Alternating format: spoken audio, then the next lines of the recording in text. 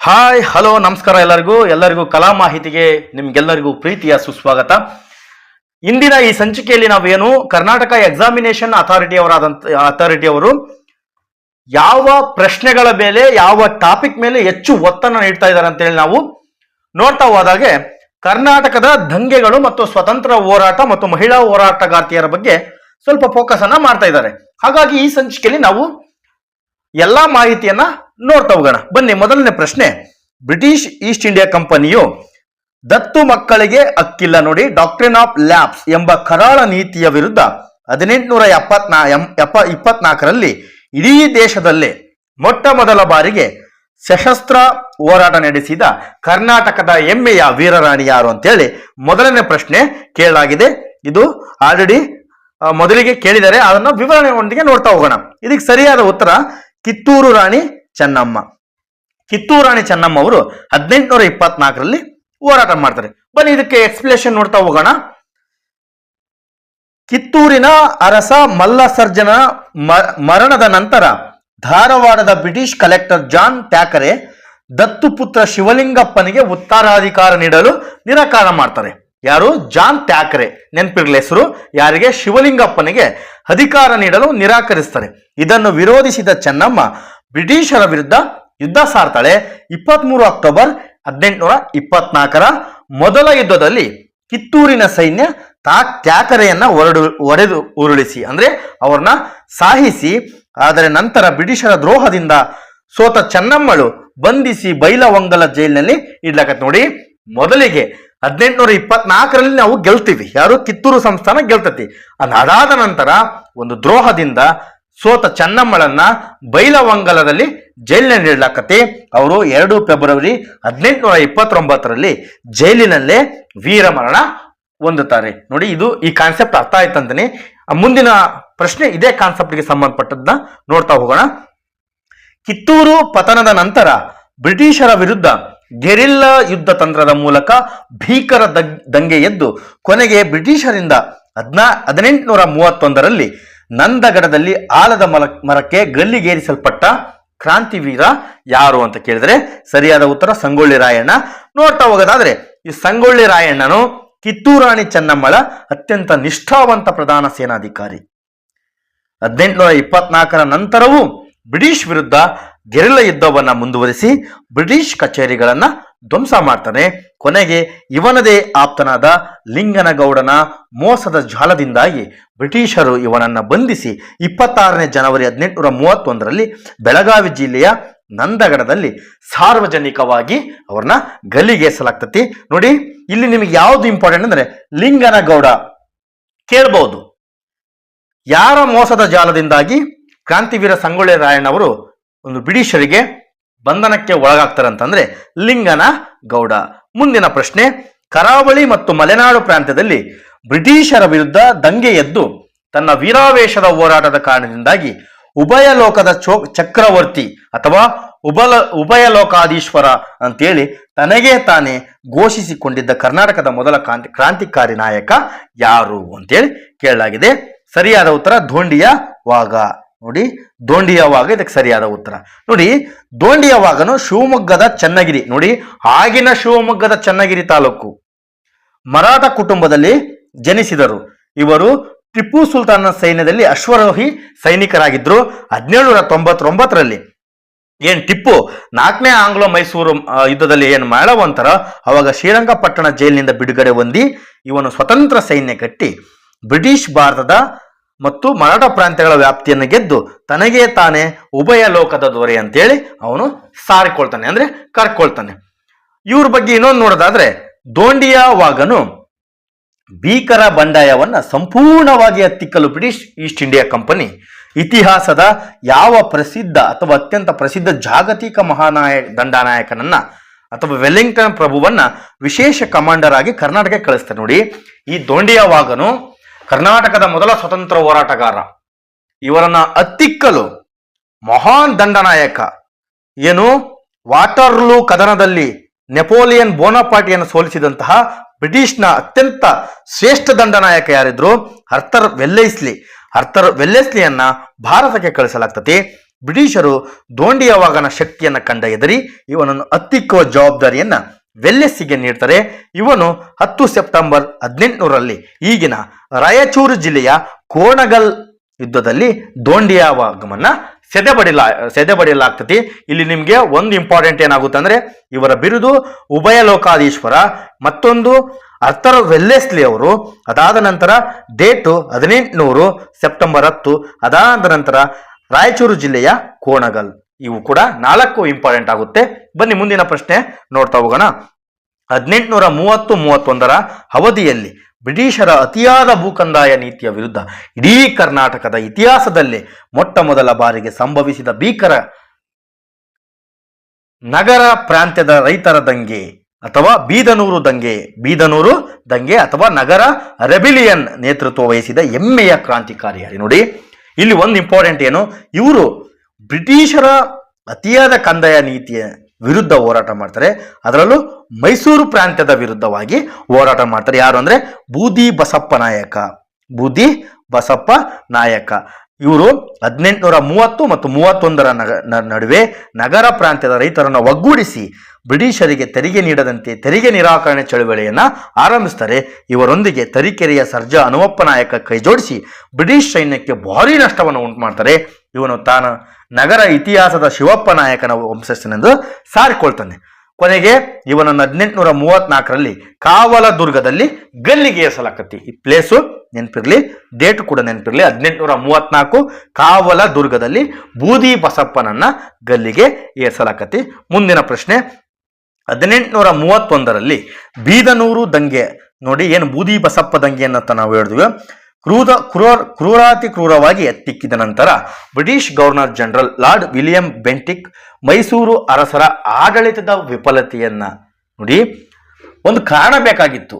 ಆಗ ಆಡಳಿತದ ವಿಫಲತೆಯ ಅಪವಾದ ಹೋಲಿಸಿ ಯಾವ ಮಹತ್ವದ ಸಾಂವಿಧಾನಿಕ ತೀರ್ಮಾನವನ್ನ ಕೈಗೊಳ್ಳಲಾಗ್ತದಂದ್ರೆ ಮುಮ್ಮಡಿ ಕೃಷ್ಣರಾಜ ಒಡೆಯರ ಆಡಳಿತ ಅಧಿಕಾರವನ್ನು ಕಸಿದುಕೊಂಡು ಮೈಸೂರನ್ನ ನೇರ ಬ್ರಿಟಿಷ್ ಕಮಿಷನರ್ ಆಡಳಿತಕ್ಕೆ ಒಳಪಡಿಸಲಾಕತಿ. ಯಾವಾಗ?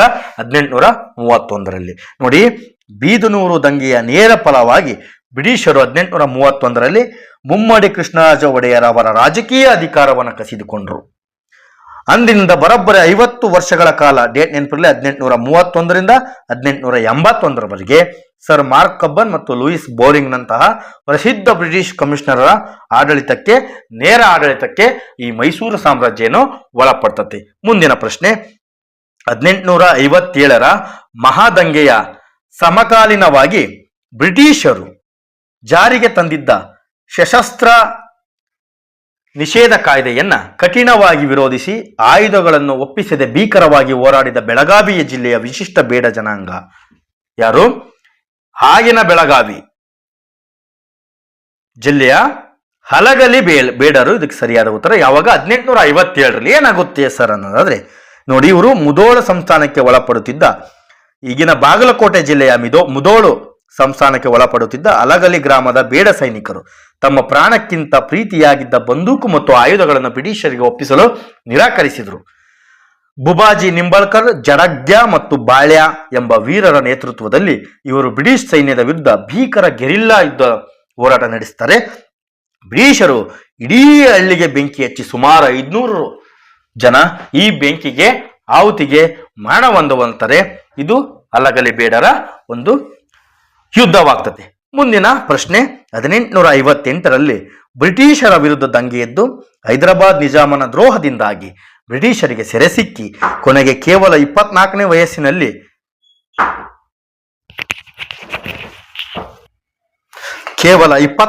ವಯಸ್ಸಿನಲ್ಲೇ ಗುಂಡಿಕ್ಕಿ ಕೊಲ್ಲಲ್ಪಟ್ಟಂತಹ ಸುರಪುರದ ಹೆಮ್ಮೆಯ ನಾಯಕ ಯಾರು ಅಂತೇಳಿ ಈ ಪ್ರಶ್ನೆ ಆಗಿದೆ. ಇದು ತುಂಬಾ ಇಂಪಾರ್ಟೆಂಟ್. ಯಾಕಂದ್ರೆ ಡೇಟು 1858, 57 ಅಲ್ಲ, 57 ಯಾರು? ಹಲಗಲಿ ಬೇಡರು. ಇದೇ ರೀತಿ ನೆಕ್ಸ್ಟ್ ಕೂಡ ಬರ್ತತಿ. 1858ರಲ್ಲಿ ಕೂಡ ದಂಗೆಗಳಾಗ್ತವೆ.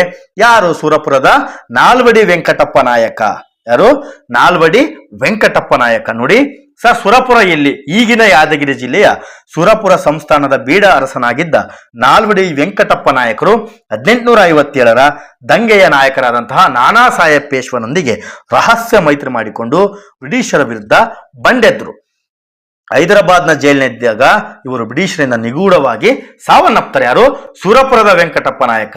ನಾವು ಕರ್ನಾಟಕದ ಇತಿಹಾಸವನ್ನು ನೋಡ್ತಾ ಹೋಗೋದಾದ್ರೆ ಸುಮಾರು ಕರ್ನಾಟಕದ ಇತಿಹಾಸದಲ್ಲಿ ನಾವೇನು 1857ರ ಸಿಪಾಯಿ ಏನು ನಾವು ಬ್ರಿಟಿಷರ್ ಸಿಪಾಯಿದಂಗೆ ನಾವು ನಮ್ಮ ಇಂಡಿಯನ್ಸ್ ಏನು ಫಸ್ಟ್ ವಾರ್ ಅಂತ ಏನು ನಾವು ಕರಿತೀವೋ ಅಲ್ಲಿ ನಾವು ಮೈಸೂರು ಸಂಸ್ಥಾನ ಮತ್ತು ಹೈದರಾಬಾದ್ ಸಂಸ್ಥಾನಗಳು ಒಂದು ಸಪೋರ್ಟ್ ಮಾಡಿಲ್ಲ.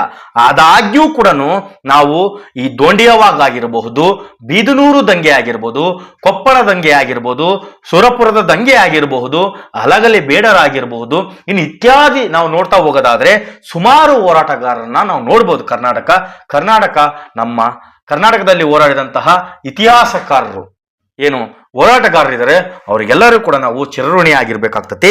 ಮುಂದಿನ ಪ್ರಶ್ನೆ ನಾವು ನೋಡ್ತಾ ಹೋಗೋದಾದ್ರೆ 1858ರ ದಂಗೆಯ ಸಮಯದಲ್ಲಿ ಬ್ರಿಟಿಷರ ಶಸ್ತ್ರಾಸ್ತ್ರ ಕಾಯ್ದೆಯನ್ನು ವಿರೋಧಿಸಿ ಭೀಕರವಾಗಿ ಹೋರಾಡಿ ಇಡೀ ಕೊಪ್ಪಳ ಕೋಟೆಯನ್ನು ವಶಪಡಿಸಿಕೊಂಡು ಬ್ರಿಟಿಷರ ವಿರುದ್ಧ ಹೋರಾಡುತ್ತಾ ರಣರಂಗದಲ್ಲೇ ಮರಣ ಹೊಂದಿದಂತಹ ಮುಂಡರಿಗೆ ಹೆಮ್ಮೆಯ ನಾಯಕ. ಸರ್ ನೋಡಿ, 1858ರ ದಂಗೆ ಯಾವುದು? ಕೊಪ್ಪಳ ಕೋಟೆಯನ್ನು ವಶಪಡಿಸಿಕೊಂಡು ಬ್ರಿಟಿಷರ ವಿರುದ್ಧ ಹೋರಾಡುತ್ತಾ ರಣರಂಗದಲ್ಲೇ ವೀರಮರಣ ಹೊಂದಿದಂತಹ ಮುಂಡರಗಿಯ ಯಾರಂದ್ರೆ ಭೀಮರಾವ್. ಸರಿಯಾಗಿ ನೆನಪಿರಲಿ, ಗದಗ ಜಿಲ್ಲೆಯ ಮುಂಡರಗಿಯ ತಹಶೀಲ್ದಾರ್ ಆಗಿದ್ದ ಭೀಮರಾವ್ ಅವರು ಬ್ರಿಟಿಷರ ದೌರ್ಜನ್ಯ ಸಹಿಸದೆ ಹುದ್ದೆಗೆ ರಾಜೀನಾಮೆ ನೀಡಿ ಬೃಹತ್ ಸಶಸ್ತ್ರ ದಂಗೆ ಎದ್ರು. ಇವರು ಬ್ರಿಟಿಷರ ಭದ್ರಕೋಟೆಯಾಗಿದ್ದಂತಹ ಕೊಪ್ಪಳ ಕೋಟೆಯನ್ನು ವಶಪಡಿಸಿಕೊಂಡ್ರು. ಬ್ರಿಟಿಷ್ ಮೇಜರ್ ಹ್ಯೂಸ್ ಇವರನ್ನು ಸುತ್ತುವರಿದಾಗ ಇವರು ಶರಣಾಗದೆ ವೀರ ವೇಷದಿಂದ ಹೋರಾಡುತ್ತಾ ರಣರಂಗದಲ್ಲಿ ಗುಂಡೇಟಿಗೆ ಬಲಿಯಾದಂತಹ ಮುಂಡರಗಿ ಭೀಮರಾವ್ರ ಇತಿಹಾಸ ಬಹಳ ಅಭೂತಪೂರ್ವವಾಗಿದೆ. ಮುಂದಿನ ಪ್ರಶ್ನೆಯನ್ನು ನಾವು ನೋಡ್ತಾ ಹೋಗೋದಾದ್ರೆ 1858ರಲ್ಲಿ ಬೆಳಗಾವಿ ಜಿಲ್ಲೆಯ ನರಗುಂದ ಸಂಸ್ಥಾನದ ಯಾವ ಹೆಮ್ಮೆಯ ರಾಜನು ಬ್ರಿಟಿಷರ ದತ್ತು ಮಕ್ಕಳಿಗೆ ಹಕ್ಕಿಲ್ಲ ನೀತಿಯನ್ನು ವಿರೋಧಿಸಿ ಬ್ರಿಟಿಷ್ ಅಧಿಕಾರಿ ಮ್ಯಾನ್ಸನ್ ತಲೆಯನ್ನು ಕತ್ತರಿಸಿ ಕೋಟೆಗೆ ಗೋಡೆಗೆ ತೂಗಾಕಿದ್ದ? ಇದ್ದಪ್ಪ, ಇದು ಸ್ವತಂತ್ರ ಹೋರಾಟ ಅಂದ್ರೆ ಇದು. ನಾವೇನು ಭಗತ್ ಸಿಂಗ್, ರಾಜ್ಗುರು, ಸುಖದೇವ್ ಇಂತಹ ಹೋರಾಟಗಾರರನ್ನು ನೋಡಿದ್ದೀವಿ. ನಾವು ಕರ್ನಾಟಕದಲ್ಲಿ ಅದೇ ಹೋರಾಟದ ಹಾದಿಯನ್ನು ಹಿಡಿದಂತಹ ಇವರನ್ನ ಅನುಸರಿಸಿಕೊಂಡು ಭಗತ್ ಸಿಂಗ್ ಅವರು ಇವರನ್ನ ಅನುಸರಿಸಿಕೊಂಡು ಹೋಗ್ತಾರೆ. ಯಾಕಂದ್ರೆ 1858 ಬೇರೆ, 1931, 32, 33 ಬೇರೆ, 1925 ಇದಾದ ಮೇಲೆ ಭಗತ್ ಸಿಂಗ್ ಅವರು ಬರ್ತಾರೆ. ನೋಡಿ, 1858 ಇದು ಕೂಡ ಇಂಪಾರ್ಟೆಂಟು. ನರಗುಂದದ ಸಂಸ್ಥಾನ ಯಾರು? ಭಾಸ್ಕರ್ ರಾವ್ ಭಾವೆ ಅಥವಾ ಬಾಬಾ ಸಾಹೇಬ್. ಭಾಸ್ಕರ್ ರಾವ್ ಭಾವೆ ಅಥವಾ ಬಾಬಾ ಸಾಹೇಬ್. ನೋಡಿ, ನರಗುಂದದ ಅರಸರಾಗಿದ್ದ ಬಾಬಾ ಸಾಹೇಬ್ ಅವರಿಗೆ ದತ್ತುಪುತ್ರನನ್ನ ಸ್ವೀಕರಿಸಲು ಬ್ರಿಟಿಷರು ನಿರಾಕರಿಸಿದಾಗ ಇವರು ಕಠಿಣ ದಂಗೆಯನ್ನ ಹೇಳ್ತಾರೆ. ಇವರನ್ನು ಬಂಧಿಸಲು ಬಂದ ಬ್ರಿಟಿಷ್ ಅಧಿಕಾರಿ CJ ಮ್ಯಾನ್ಸನ್ ಅನ್ನ ಇವರ ಸೈನ್ಯ ಸುರೇಬಾನ ಕಾಡಿನಲ್ಲಿ ಕೊಂದು ಅವನ ತಲೆಯನ್ನು ನರಗುಂದ ಕೋಟೆಯ ಮುಂಭಾಗದಲ್ಲಿ ತೂಕ ಹಾಕಲಾಗ್ತತಿ. ನೋಡಿ, ಬ್ರಿಟಿಷರು ಇವನನ್ನು ಬೆಳಗಾವಿಯ ಜೈಲಿನ ಬಳಿ ಸಾರ್ವಜನಿಕವಾಗಿ ಗಲ್ಲಿಗೇರಿಸ್ತಾರೆ. ಯಾರು? ನರಗುಂದದ ಭಾಸ್ಕರ್ ರಾವ್ ಭಾವೆ ಅಥವಾ ಬಾಬಾ ಸಾಹೇಬ್. ನೋಡಿ, ಇವರೇನು ಮ್ಯಾನ್ಸನ್ ಅನ್ನ ತಲೆಯನ್ನ ಕತ್ತರಿಸ್ತಾರೆ. ಇದು ಇಂಪಾರ್ಟೆಂಟ್. KEA ಅವ್ರ ಎಕ್ಸಾಮ್ ನಲ್ಲಿ ಇಂತಹ ಒಂದು ಇಂಪಾರ್ಟೆಂಟ್ ಪಾಯಿಂಟ್ ಔಟ್ ಅನ್ನು ಮಾಡ್ತಾರೆ, ಕೇಳಬಹುದು. ಯಾರು? ನರಗುಂದದ ಸಂಸ್ಥಾನದಲ್ಲಿ ಭಾಸ್ಕರ್ ರಾವ್ ಭಾವೆ ಅವರು ಯಾರ ಬ್ರಿಟಿಷ್ ಅಧಿಕಾರಿಯ ತಲೆಯನ್ನ ಕತ್ತರಿಸ್ತಾರೆ ಅಂದ್ರೆ ಮ್ಯಾನ್ಸನ್ ತಲೆಯನ್ನ ಕತ್ತರಿಸ್ತಾರೆ. ಮುಂದಿನ ಟಾಪಿಕ್ ಹೋಗೋದಾದ್ರೆ 1835ರಿಂದ 37ರ ಅವಧಿಯಲ್ಲಿ ಕೊಡಗು ಮತ್ತು ಕರಾವಳಿಯ ಮಂಗಳೂರು, ಸುಳ್ಯ, ಪುತ್ತೂರು ಪ್ರಾಂತ್ಯಗಳಲ್ಲಿ ಬ್ರಿಟಿಷರ ಆಡಳಿತ ಮತ್ತು ತೆರಿಗೆಯ ವಿರುದ್ಧ ನಡೆದ ಭೀಕರ ಅಮರ ಸುಳ್ಯ ಬಂಡಾಯ ಅಥವಾ ಕಲ್ಯಾಣ ಸ್ವಾಮಿ ಪ್ರಮುಖ ದಂಗೆಯ ನಾಯಕ ಯಾರಾಗಿದ್ರು ಅಂತ ಕೇಳಿದರೆ ಕಲ್ಯಾಣ ಸ್ವಾಮಿ ದಂಗೆ ಅಂತಾನೂ ಕರೀತಾರೆ, ಅಮರ ಸುಳ್ಯ ಬಂಡಾಯ ಅಂತಾನೂ ಕರೀತಾರೆ. ಯಾರಪ್ಪ ಅಂದ್ರೆ ಚನ್ನಬಸಪ್ಪ ಮತ್ತು ಲಕ್ಷ್ಮಪ್ಪ ಬಂಗಾರ ಸರಸು. ನೋಡಿ, ಬಂಗಾರ ಸರಸು. ಬ್ರಿಟಿಷರು ಕೊಡಗಿನ ಕೊನೆಯ ರಾಜ ಚಿಕ್ಕ ವೀರ ರಾಜೇಂದ್ರನನ್ನ ಪದಚ್ಯುತಿಗೊಳಿಸಿದಾಗ ಕೊಡಗು ಮತ್ತು ದಕ್ಷಿಣ ಕನ್ನಡದ ರೈತರು ಕೆದಂಬಾಡಿ ರಾಮಗೌಡ ಸ್ವಾಮಿ ಅಪರಾಂಪರ, ಕಲ್ಯಾಣ ಸ್ವಾಮಿ ಮತ್ತು ಪುಟ್ಟಬಸಪ್ಪನ ನೇತೃತ್ವದಲ್ಲಿ ಭಾರೀ ಸಶಸ್ತ್ರ ದಂಗೆ ಎದ್ರು. ಇವರು ಮಂಗಳೂರಿನ ಬ್ರಿಟಿಷ್ ಕಚೇರಿಯ ಮೇಲೆ ದಾಳಿ ಮಾಡಿ ಅಲ್ಲಿ 13 ದಿನಗಳ ಕಾಲ ಸ್ವತಂತ್ರ ಬಾವುಟವನ್ನ ಹಾರಿಸ್ತಾರೆ. ಡೇಟ್ ನೆನಪಿರ್ಲಿ, ಇದನ್ನ ಕೊಡಗು ದಂಗೆ ಅಂತಾನೂ ಕರೀತಾರೆ, ಅಮರ ಸುಳ್ಯ ಬಂಡಾಯ ಅಂತಾನೂ ಕರೀತಾರೆ, ಕಲ್ಯಾಣ ಸ್ವಾಮಿ ದಂಗೆ ಅಂತಾನೂ ಕರೀತಾರೆ. ಎಲ್ಲಿ ನಡೀತತಿ? ಕೊಡಗಿನಲ್ಲಿ ನಡೀತದೆ 1835ರಲ್ಲಿ. ಯಾರು ರಾಜ ಯಾರು ಅಂತ ಕೇಳ್ಬೋದು? ಚಿಕ್ಕ ವೀರರಾಜೇಂದ್ರ. ಇದು ಇಂಪಾರ್ಟೆಂಟು. ಬನ್ನಿ ಮುಂದಿನ ಪ್ರಶ್ನೆ ನೋಡ್ತಾ ಹೋಗೋದಾದ್ರೆ 1841 ADಯಲ್ಲಿ ಬ್ರಿಟಿಷ್ ಕಮಿಷನರ್ ಮಾರ್ಕ್ ಕಬ್ಬನ್ ಅವಧಿಯಲ್ಲಿ ಬಾದಾಮಿ ಕೋಟೆಯನ್ನ ವಶಪಡಿಸಿಕೊಂಡು ಅಲ್ಲಿ ಶಿವಾಜಿ ಮಹಾರಾಜರ ಧ್ವಜವನ್ನು ಆರಿಸಿ ತಾನೇ ಛತ್ರಪತಿ ಶಿವಾಜಿಯ ವಂಶಸ್ಥನೆಂದು ಘೋಷಿಸಿಕೊಂಡು ಬಂಡಾಯವೆದ್ದಂತಹ ನಾಯಕ ಯಾರು ಅಂತ ಕೇಳಿದರೆ ನರಸಿಂಹ ದತ್ತಾತ್ರೇಯ ಪೇಟ್ಕರ್. ನೋಡಿ, ನರಸಿಂಹ ದತ್ತಾತ್ರೇಯ ಪೇಟ್ಕರ್ ಅವರು ಒಂದು ದಂಗೆ ಹೇಳ್ತಾರೆ, ನಾನೇ ಛತ್ರಪತಿಯ ವಂಶಸ್ಥನೆಂದು ಘೋಷಿಸಿಕೊಳ್ತಾರೆ. ಡೇಟ್ ಅವಾಗ ಸರ್ ಅಂದ್ರೆ 1841. ನರಸಿಂಹ ಪೇಟ್ಕರ್ ಎಂಬ ಕ್ರಾಂತಿಕಾರಿ ನಾಯಕನು ಅರಬ್ ಮತ್ತು ಸ್ಥಳೀಯ ಸೈನಿಕರನ್ನು ಸಂಘಟಿಸಿ ಬಾಗಲಕೋಟೆ ಜಿಲ್ಲೆಯ ಐತಿಹಾಸಿಕ ಬಾದಾಮಿ ಕೋಟೆಯ ಮೇಲೆ ಭೀಕರ ದಾಳಿ ನಡೆಸಿ ಬ್ರಿಟಿಷರನ್ನು ಓಡಿಸಿದನು ಹಾಗೂ ಅಲ್ಲಿ ಮರಾಠ ಧ್ವಜವನ್ನು ಆರಿಸಿ ಬ್ರಿಟಿಷರು ಇವನನ್ನು ಕಠಿಣವಾಗಿ ತಿಕ್ಕಿ ಜೈಲಿಗಟ್ತಾರೆ. ಏನು ಮೊದಲಿಗೆ 1841 ಏನು ಬ್ರಿಟಿಷರನ್ನು ಓಡಿಸ್ತಾನೆ, ಅದಾದ ನಂತರ ಬ್ರಿಟಿಷರು ಇವನನ್ನ ಕಠಿಣವಾಗಿ ಶಿಕ್ಷೆಯನ್ನುಗೊಳಿಸಿ ಇವರನ್ನ ಜೈಲಿಗೆ ಹಾಕ್ತಾರೆ. ಮುಂದಿನ ಪ್ರಶ್ನೆ 1800ರಿಂದ 1802 ಅವಧಿಯಲ್ಲಿ ಕೆನರಾ ಅಥವಾ ಉತ್ತರ ಕನ್ನಡ ಜಿಲ್ಲೆಯ ಅಂಕೋಲ ಮತ್ತು ಸದಾಶಿವಗಡ ಪ್ರಾಂತ್ಯಗಳಲ್ಲಿ ಬ್ರಿಟಿಷರ ಅತಿಯಾದ ಉಪ್ಪಿನ ಸುಂಕ ಮತ್ತು ಕೃಷಿಯ ತೆರಿಗೆಯ ವಿರುದ್ಧ ಭೀಕರ ಗೆರಿಲ್ಲ ದಂಗೆ ಎದ್ದಂತಹ ಪ್ರಾದೇಶಿಕ ನಾಯಕರು ಯಾರು ಅಂತ ಕೇಳಿದರೆ ಸುಪ ಬಂಗಾರ ಸರಸು ಅಥವಾ ಜಗನ್ನಾಥ ರಾಯ್. ಇದಕ್ಕೆ ಸರಿಯಾದ ಉತ್ತರ ಎಲ್ಲಿ ಬರ್ತದೆ ಸರ್ ಅಂದ್ರೆ ಉತ್ತರ ಕನ್ನಡ ಜಿಲ್ಲೆಯ ಸೂಪ ಮತ್ತು ಕಾರವಾರ ಪ್ರಾಂತ್ಯಗಳಲ್ಲಿ ಇದು ಬರ್ತದೆ. ನೆಕ್ಸ್ಟ್ ಪ್ರಶ್ನೆ ನೋಡ್ತಾ ಹೋಗೋದಾದ್ರೆ 1942 ಕ್ವಿಟ್ ಇಂಡಿಯಾ ಚಳುವಳಿಯ ಸಮಯದಲ್ಲಿ ಬ್ರಿಟಿಷರ ವಿರುದ್ಧ ದಂಗೆ ಎದ್ದು ಇಡೀ ಭಾರತ ದೇಶದಲ್ಲೇ ಮೊಟ್ಟ ಮೊದಲ ಬಾರಿಗೆ ತನ್ನ ಹಳ್ಳಿಯನ್ನು ಬ್ರಿಟಿಷ್ ಆಡಳಿತದಿಂದ ಮುಕ್ತಗೊಳಿಸಿ ಸ್ವತಂತ್ರ ಪ್ರತಿ ಸರ್ಕಾರ ಎಂದು ಸಾರಿದ ಹೆಮ್ಮೆಯ ಕರ್ನಾಟಕದ ಗ್ರಾಮ. ತುಂಬಾ ಇಂಪಾರ್ಟೆಂಟ್ ಇದು ಎಕ್ಸಾಮ್ ದೃಷ್ಟಿಯಿಂದ. ಏಸೂರು ಕೊಟ್ಟರು ಈ ಸೂರು ಕೊಡೆವು ಎಂಬ ಘೋಷಣೆಯನ್ನು ಕೂಗಿದಂತಹ ಗುರಪ್ಪ ಮಲ್ಲಪ್ಪ, ಸೂರ್ಯನಾರಾಯಣಾಚಾರಿ, ಈಶ್ವರಪ್ಪ ಹಾಲಪ್ಪ, ಇದ್ರ ಇತಿಹಾಸ ನಾವು ನೋಡ್ತಾ ಹೋಗೋದಾದ್ರೆ ವೀರಭದ್ರೇಶ್ವರ ಸ್ವಾಮಿ ದೇವಸ್ಥಾನದ ಮುಂಭಾಗದಲ್ಲಿ ಈ ಧ್ವಜವನ್ನ ಹಾರಿಸಿ ಬ್ರಿಟಿಷರಿಗೆ ಒಳಗೆ ಎಂಟ್ರಿ ಇಲ್ಲ ಅಂತೇಳಿ ಬೋರ್ಡ್ ಹಾಕಿದಂತಹ ಒಂದು ಹೆಮ್ಮೆಯ ಒಂದು ನಗರ ಯಾವುದಾದ್ರೆ ಅದು ಈಸೂರು.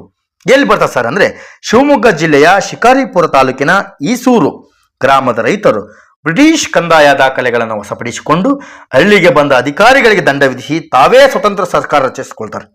ಈ ಘಟನೆಯಲ್ಲಿ ಅಧಿಕಾರಿಗಳು ಮರಣ ಹೊಂದಿದ್ದರಿಂದ ಬ್ರಿಟಿಷರು ಈಸೂರಿನ ಜನ 5 ವೀರರನ್ನ ಗುರಪ್ಪ, ಮಲ್ಲಪ್ಪ, ಸೂರ್ಯನಾರಾಯಣಾಚಾರಿ, ಈಶ್ವರಪ್ಪ ಹಾಲಪ್ಪ ಅವರನ್ನ ಗಲ್ಲಿಗೇರಿಸ್ತಾರೆ.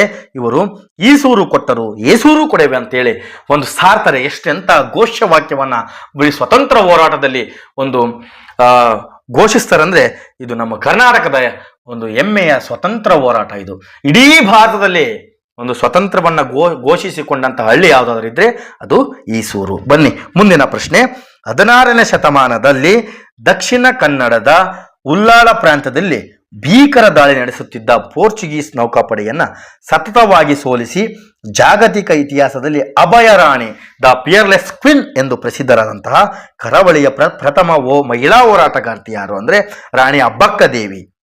ನೋಡಿ, ಇಡೀ ಭಾರತದಲ್ಲಿ ಪೋರ್ಚುಗೀಸರ ವಿರುದ್ಧ ಹೋರಾಟ ನಡೆಸಿದಂತಹ ಮೊದಲ ಮಹಿಳೆ ಯಾರಾದ್ರೂ ಇದ್ರೆ ಅದು ರಾಣಿ ಅಬ್ಬಕ್ಕ. ಯಾರು? ಉಳ್ಳಾಲದ ರಾಣಿ ಅಬ್ಬಕ್ಕ. ಪೋರ್ಚುಗೀಸರು ಕರಾವಳಿ ವ್ಯಾಪಾರದ ಮೇಲೆ ಹೇರುತ್ತಿದ್ದ ತೆರಿಗೆಯನ್ನು ಇವಳು ಸಂಪೂರ್ಣವಾಗಿ ನಿರಾಕರಿಸ್ತಾಳೆ. ಇವಳು ಪೋರ್ಚುಗೀಸರ ಪ್ರಸಿದ್ಧ ಸೇನಾಪತಿಯನ್ನು ಯುದ್ಧದಲ್ಲಿ ಸೋಲಿಸ್ತಾಳೆ. ಇವಳು ಭಾರತದ ಮೊಟ್ಟ ಮೊದಲ ಮಹಿಳಾ ಸ್ವಾತಂತ್ರ್ಯ ಹೋರಾಟಗಾರಿ ಎಂದು ಇತಿಹಾಸದಲ್ಲಿ ಕರೆಯಲ್ಪಡ್ತಾಳೆ. ಯಾರು? ಉಳ್ಳಾಲದ ರಾಣಿ ಅಬ್ಬಕ್ಕ ದೇವಿಯವರು.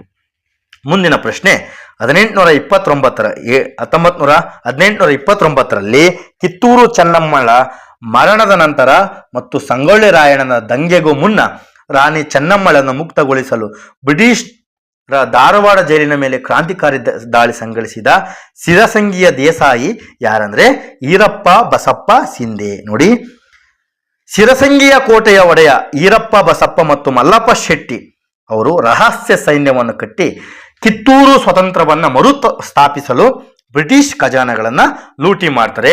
ಅದೇ ರೀತಿಯಾಗಿ ಧಾರವಾಡ ಜೈಲಿನ ಮೇಲೆ ಒಂದು ಕ್ರಾಂತಿಕಾರಿ ದಾಳಿಯನ್ನ ಮಾಡ್ತಾರೆ.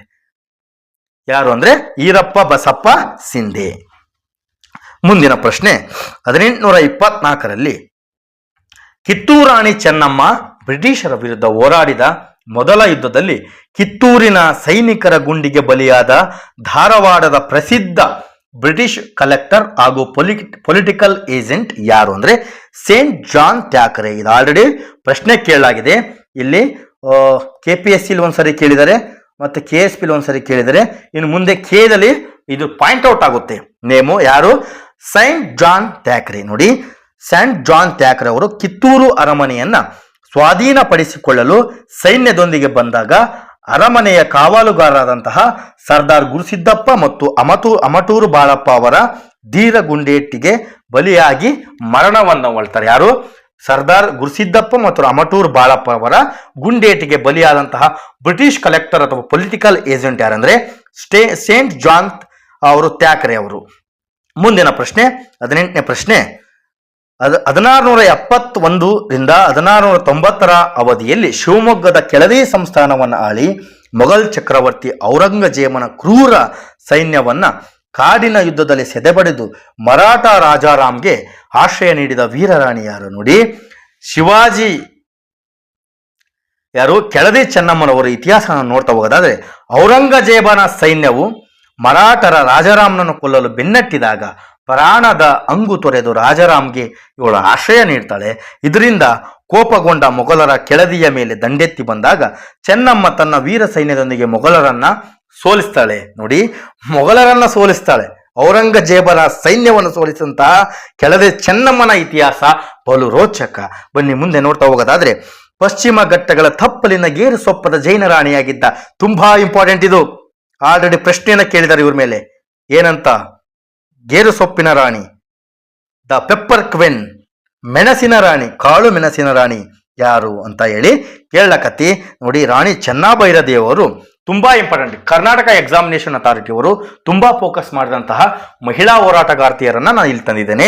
ನೋಡಿ, ರಾಣಿ ಚೆನ್ನಭೈರಾದೇವಿ ಅವರು ಗೇರು ಸೊಪ್ಪದ ಸಾಳು ವಂಶದ ರಾಣಿ ಭೈರಾದೇವಿ ಬರಬ್ಬರ 54 ವರ್ಷಗಳ ಕಾಲ ಆಳ್ವಿಕೆ ನಡೆಸ್ತಾರೆ. ಇವರು ಜಾಗತಿಕ ಮಟ್ಟದಲ್ಲಿ ಇವರು ಕರಿಮೆಣಸು, ಬ್ಲ್ಯಾಕ್ ಪೆಪ್ಪರ್ ಅನ್ನ ಪೋರ್ಚುಗೀಸರಿಗೆ ಸಪ್ಲೈ ಮಾಡ್ತಿದ್ರು. ಹಾಗಾಗಿ ಇವಳನ್ನ ಕಾಳು ಮೆಣಸಿನ ರಾಣಿ ಅಂತ ನಾವು ಕರೆಯೋದಾದ್ರೆ ದ ಪೆಪ್ಪರ್ ಕ್ವಿನ್ ಅಂತ ಹೇಳಿ ಪೋರ್ಚುಗೀಸರು ಇವಳನ್ನ ಗೌರವದಿಂದ ಕರೀತಿದ್ರು. ಇವಳು ಕೂಡ ಇಂಪಾರ್ಟೆಂಟ್ ಆಗುತ್ತಾರೆ.